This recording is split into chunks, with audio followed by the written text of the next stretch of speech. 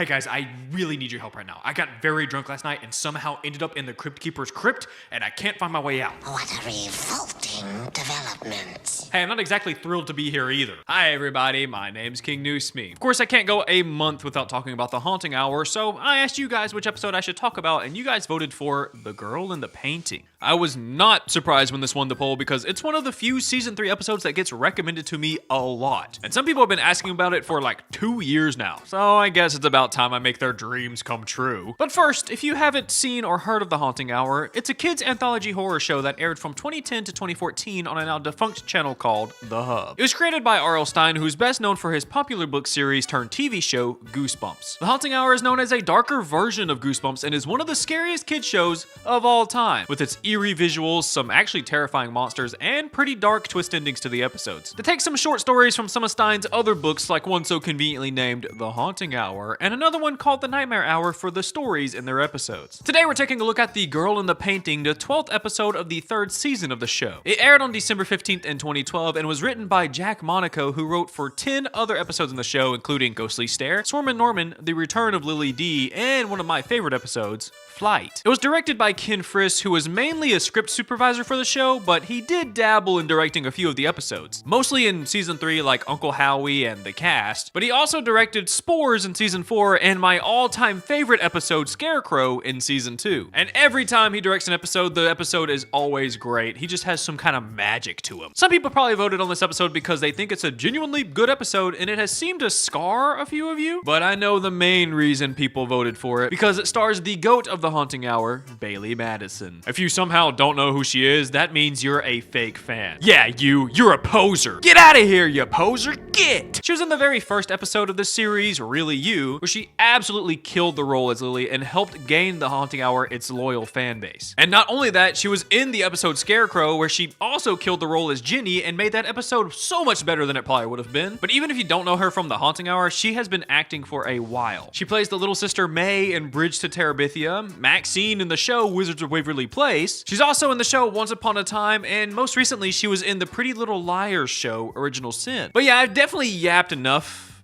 mainly about Bailee Madison, but I still haven't talked about the episode yet, so let's quit yapping and get into it. We start the episode with our main character, Becky, played by Bailee Madison, as she's minding her business making a scrapbook when her mom just busts through the door and yells at her for not doing her chores. But she could care less about taking out the trash. She's more worried about her mom ruining her perfect scrapbook that she worked so hard on. She gets her mom to come check out the scrapbook, where she tells her that she wants her room to look exactly like this. Yeah, I'm having a hard time seeing the vision here. I do agree that you should probably redo your room. I mean, how are you gonna have a Justin Bieber poster right next to a go ahead and tag it poster? Are you gonna be a fangirl or a vandal? You can't be both, unless you're tagging Justin Bieber's face on train cars. Becky really wants to redo her room soon because her friend Amanda got to redo her room and it looks amazing. But Amanda's family owns a chain of dry cleaners and her mom doesn't even have a job right now. So it's gonna be a little hard to redo her whole room when they don't have that much money. And you can kind of tell that Becky is a little jealous of this Amanda girl because she's living a better life than her. She has horses, Mom. Yeah, horses are cool until you have to take care of them. Trust me, I worked with horses for about a year. You don't want to be scooping poop for hours every day. Becky claims that it's not fair because her friend lives the perfect life, but her mom stops her right there and tells her things aren't always what they seem from the outside. And she's absolutely right. Amanda could actually hate her life just as much as Becky hates hers right now. And Becky would never know because it looks so perfect from the outside in. Then her mom gently takes her hand and tells her that her life really isn't that bad. She's got food to eat and a roof over her head. Times are tough for them right now, but they at least have each other, and that's what really matters. And next we cut to a POV shot of some trash. What a wild shot. They really hit us with the Oscar the Grouch POV. From Wreck-It Ralph's home, we see Becky walk by when a couple of mysterious voices start talking from the trash cans. The voices gain Becky's attention, but she isn't sure where they're coming from. But they do help her spot an issue of living and style that she could use for more scrapbooking. So she rushes over to snag it while making the Radio Rebel face. And as Becky gets closer to the magazines, the mysterious voices panic and say, "Get to position." While skimming through the whole tub of home styling magazines, one of the voices makes a similar noise to Jason in Friday the 13th to gain her attention. See what I mean? They sound really alike. Anyways, the noises finally gain Becky's attention and she finds a huge painting of a girl in a beautiful room. Becky digs it out of the trash and she likes the painting so much that she brings it home and cleans it off to hang up in her room, where she stares deeply into it in a trance of how beautiful she thinks it is. After a little too long of staring at this picture, her mom breaks her trance to ask her if she's done her homework. But once again, Becky kind of ignores her mom's demands and wants to show her the painting she found. Her mom thinks the painting is, quote, nice. Nice? But Becky thinks it's more than that. She thinks it's absolutely beautiful and she wants to be the girl in the painting, living an extravagant life, never having to do homework or chores or taking out the trash. Her mom finds her love for the painting a little endearing and thinks that she's being a little silly and tells her that she needs to get started on her homework and walks out. And right after she leaves, Becky once again gets entranced by the painting. But luckily she's able to pull herself out of it this time. That night, as Becky sleeps, the voices come back, one asking the other if they're ready and if they can count on them to get the job done. And the other says that she doesn't know, she's so nervous. But all that yapping wakes Becky up, who looks at the painting once again and immediately gets entranced by it. Next, we cut to her mom, who's snoozing as well, but she's awakened by banging coming from Becky's room. She nervously walks into Becky's room to find her rearranging her furniture to match the painting. Don't you think it's starting to look a little more like her room? Yeah. How are you gonna get in the closet? The one you blocked with your dresser. Yeah, how are you gonna get in there? Becky also attempted to make a jewelry box just like the girl in the painting has, but it looks so great. But even after rearranging everything and making this giant jewelry box, she comes to the realization that her room will never look as glamorous as the girl in the paintings. And this fact really upsets her, but at least she can pretend that she's the girl now. Kind of. The next day after school, Becky rushes into her room so she can gawk at the painting once more, but somehow the girl in the painting moved. She was sitting in the chair before, but now she's standing. And even the clock has moved positions, which I wouldn't have noticed if Becky didn't point it out. But that just proves to us as an audience how obsessed she is with this painting. That even the smallest detail, like a clock hand changing a little bit, she notices immediately. For some reason, Becky thinks her mom has something to do with how the painting changed. But like, how? You think your mom just whipped up a new painting while you're away at school? Why would she do that? Not to mention that her mom didn't even notice that the painting changed at all. So she really doesn't understand why Becky is so pissed about it changing all of a sudden. She decides to just let the painting changing kind of roll off of her shoulder, and then we get a quick time lapse which shows us how long Becky really stares at this painting for. She was staring into it for hours this time, longer than she has ever before. So long that even she's starting to get concerned about how much time she's spending just staring into it. But she really can't help it. It just seems like time flies by when she's looking into it. And now that the painting has somehow changed, that has only strengthened her obsession with it, because now she knows that it's special, maybe even magical. And her only wish with the painting is she wishes she could see what the girl is staring at in the distance. But as she says that, she gets called to dinner and we, the audience, get a glimpse of what the girl is looking at. The next day, Becky comes home from school once again, and you'll never guess what she does. She stares into the painting, yeah. But this time the stares are accompanied with the creepy Jason noises once again. Which makes the staring a bit creepier, honestly. But just looking at the painting isn't enough for Becky. She wants to feel like she's in the painting. So to look like the girl in the painting, she puts on the best dress she has. But she doesn't even get to show the girl in the painting her pretty dress before her mom busts in her room again. And she tells her that she once again didn't do her chores like she was supposed to. She's asked Becky multiple times now to do the dishes, but Becky just ignores her and doesn't do it. Becky just complains about getting told what to do all the time and that the girl in the painting probably doesn't have to do any chores. And finally, her mom has had enough of Becky's strange obsession with this painting. She takes it off the wall and tells Becky that ever since she brought this painting home, she's been distant and talking about servants and living an extravagant life, and sadly, life isn't like that. And to teach Becky that harsh lesson, she's going to take the painting away from her. But luckily for her mom, Becky has a very calm and reasonable reaction to the You can't! Don't take her away from me! Just kidding. She absolutely crashes out on her mom and yanks her back into her room, shouting that she can't take the painting away. But in this moment of rage, Becky notices that her mom is right. The painting has completely consumed her, but she still can't live without it. So she very, very sincerely apologizes to her mom for crashing out, and she promises her mom that she will do the dishes and stop obsessing over the painting if she gives it back. Her mom reluctantly gives back the painting and then tells Becky that she knows they don't live the best life, but they're doing okay with what they have. And Becky agrees, and then she heads out to go do the dishes like she promised. But as she goes, the painting calls out to her again. almost like it wants her to stay enthralled by it for as long as possible. That night, the voices come back and they say it's time for their plan to commence. The girl in the painting starts calling out to Becky as she sleeps. She talks to Becky and tells her that she can come into the painting, come into her room. All she has to do is walk into her closet.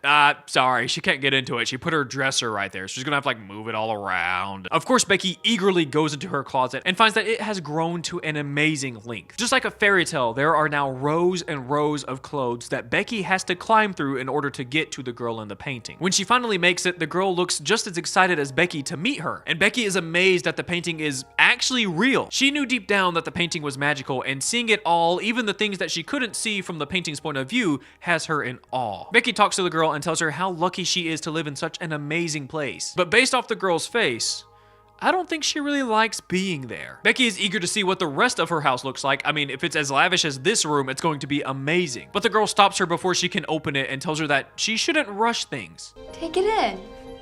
Enjoy it. They should hang out in her room for a little bit, and she should take it all in slowly. This whole time, the girl is acting a bit strange, and she keeps checking the clock as if something important is coming up, and she doesn't want to let us know. And it also seems like she's trying to keep Becky distracted for as long as possible. She offers that Becky lay on her bed since it's something that she doesn't get to see in the painting. And she also asks Becky if she would like to spend the night with her, which Becky jumps at the opportunity to do, but then she realizes that if her mom comes in to wake her up in the morning and she's not there, her mom would panic and she doesn't want to worry her. Then her mood completely shifts and she says, You know what?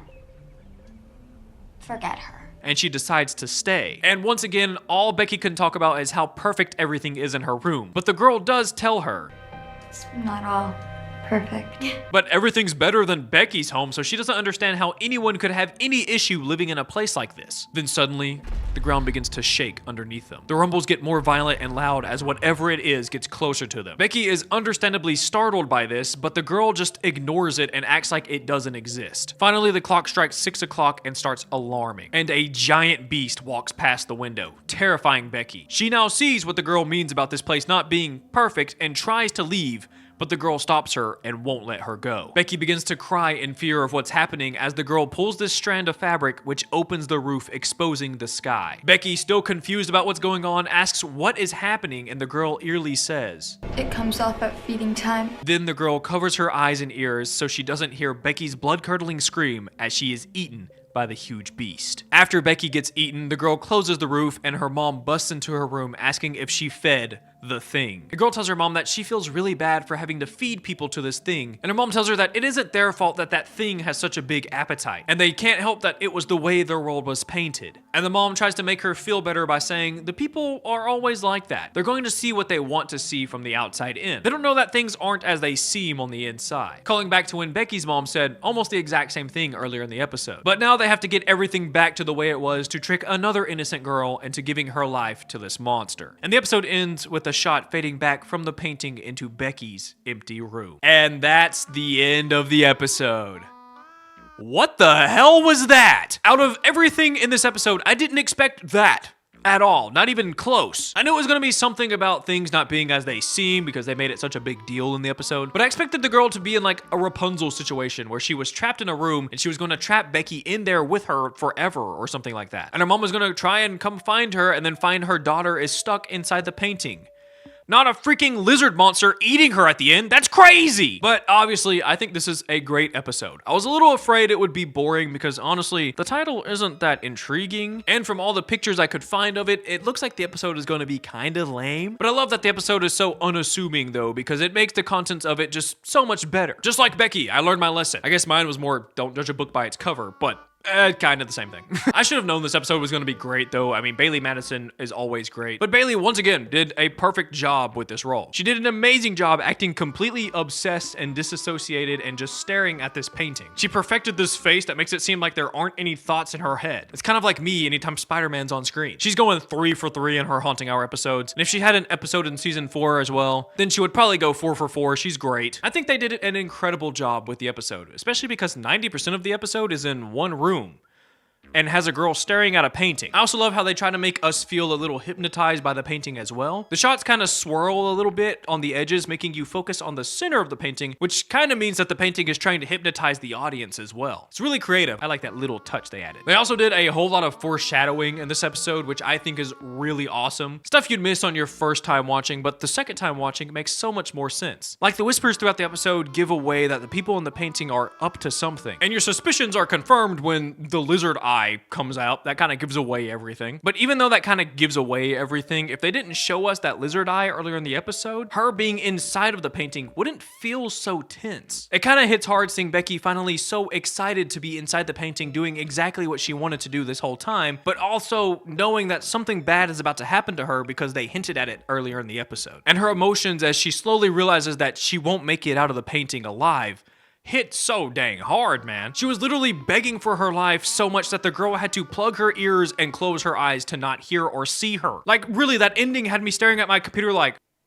what? I do wish we got to see what the monster looked like, though. We only get to see its leg and its eye, and that's it. I'm just curious if it's like a Godzilla-like monster, or like maybe it looks like a dragon, or maybe it just looks like a Komodo dragon, just really big. I do find it kind of hard to find things I don't like about this episode. I mean, there are still a few things in the episode, like I feel like it's a bit slow sometimes, which I'm not sure if that helped or hurt the episode. I think it would have been more fun if she got to go into the painting a couple more times, and maybe that's how she gets more and more obsessed with it. I just kind of find it hard to believe that the painting was just so interesting to begin with that it was hypnotizing her to stare at it for hours every day. If she like interacted with the princess every day for a few days and she was just itching to come home to go hang out with her new princess friend, I would probably believe it a little more. And I do want to talk about the lessons in this episode. I figured that they have 2 of them, maybe 3, but one of them is a bit of a stretch. So obviously the big lesson in the episode is things are never what they seem. The grass is always greener on the other side kind of thing. That was the lesson that was literally said in the episode. You don't know what her life is really like.